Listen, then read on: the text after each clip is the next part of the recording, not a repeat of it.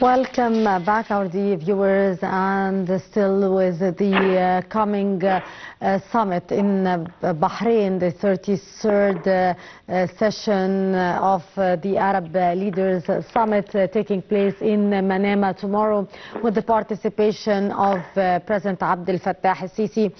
To shed more light on the issue, we are very much delighted to be joined over the phone by Ambassador Gamal Bayoumi, former Assistant Foreign Minister. Good evening, Mr. Ambassador. Ambassador Bayoumi. Good evening. I can't hear you through the phone. Hello? Yes, sir. Can you hear me? Ambassador Bayoumi. I hear you through the TV. Sir, how significant is the Arab Summit in the context of the regional geopolitics and the factor contributing to its prominence?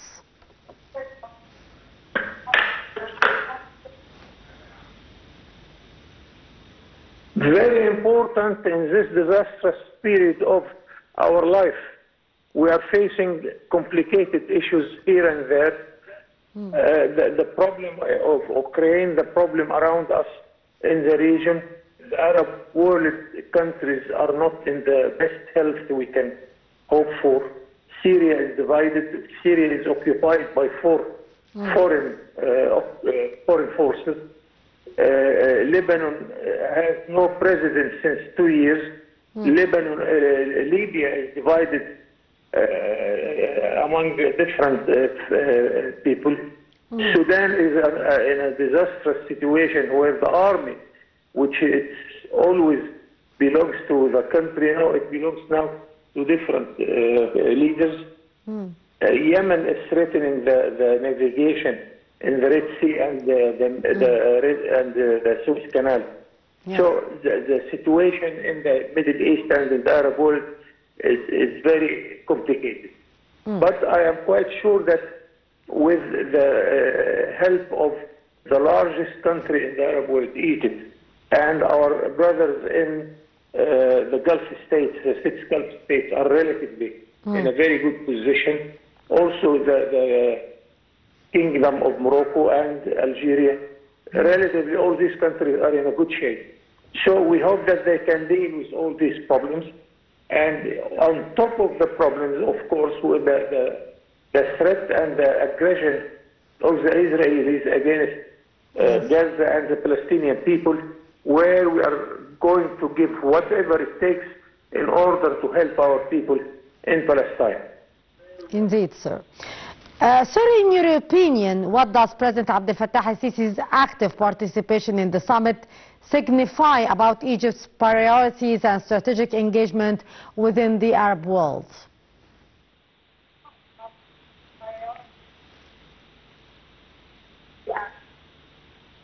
Our president's presence is very important because, as he always said, that it is Masafat al-Sikka. We are there whenever you need us. And of course, this is the largest army in the area, the largest people in the area, one of the biggest economies also. And of course, I really appreciate our diplomacy since our president came to power, because now we have in our hands the best mean of diplomacy. Diplomacy depends always on ambassadors or ministers, but now, since President Sisi came in power, he is leading the Egyptian diplomacy. He is on top of every movement. He doesn't spend one day without contacting his counterparts, receiving head of states, visiting other states, and now, of course, on top of this, our very important file in our foreign diplomacy, which is the Arab file. Indeed. On top of it, of course, the Palestinian question. So I appreciate very much the presence of our president in Bahrain. Indeed. Sir, amid the current challenges facing the Arab region, how crucial is the coordination and the unity of positions among the Arab nations are reflected in the objectives of the Arab Summit?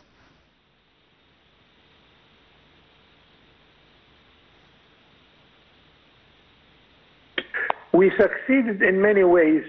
When we went to the international level, we gained 154 votes with us.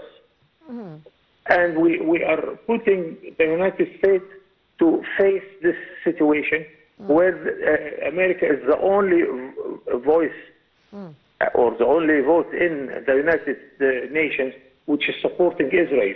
Yes. And here we have what I call the double-faced diplomacy of the United States and some parties of the NATO pact also. So we are facing all these problems with courageous policy, and we are putting everybody in front of his position. Yes. And I think that the Arab position is relatively very good. And we have a file which we do not give enough attention when we discuss these problems, which is the economic file. Of course. We have an Arab free trade area which reached 12% of our inter-trade, but for Egypt it is 20% of our trade, for Jordan it is 40%, and for Lebanon the same. So we want to enlarge this. We want to encourage more and more investment within the Arabs themselves. Yes. And we have there what I call an opposite position. We need to invest on what we need. And one reality which is I do not like, that 70% of what we are importing in the Arab world is not produced anywhere in the Arab world, which are three items. Yes. Machines, heavy machines. We do not produce textile machines. We do not produce any machines. Also, we do not produce tankers, although we are the largest exporter of oil. Yes. And on top of this all, the problem of food. Of course. We have a gap of food that we import in the Arab world by $50 or $60 billion, and this is not good. While we have Iraq, we have Syria, we have Egypt, we have Sudan, where we have good possibilities to invest in agriculture. Here I need the summit to give orientation in order to fix this problem. Another dimension we do not give enough attention, which is the people-to-people relations. For instance, Egypt have more than 5 million Egyptians living in the Gulf states. Yes. And this is very good support for their economy, and it is very good support also for our revenues of foreign currency. And we hope that this will continue. And we always ask for Arabtize the work in the Arab world. In some Arab countries, I see that Indians are much more than the citizens themselves. So we want more Arab to work in the Gulf state rather than the Asian or the Indian or so on. This file also needs more and more attention.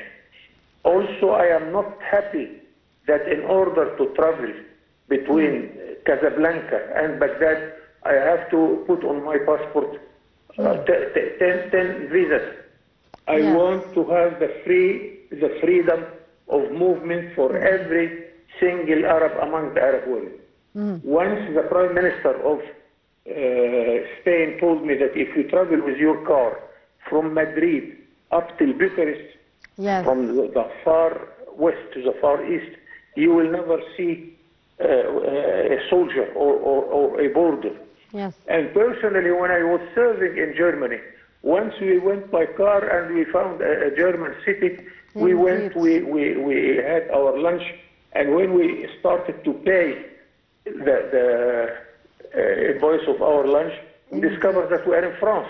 Yes, indeed. We didn't see any borders. See, this is what I am seeking in the Arab world, because the freedom of movement also will support our strength all over. Mr. Ambassador, we hope to reach these targets soon, God's will.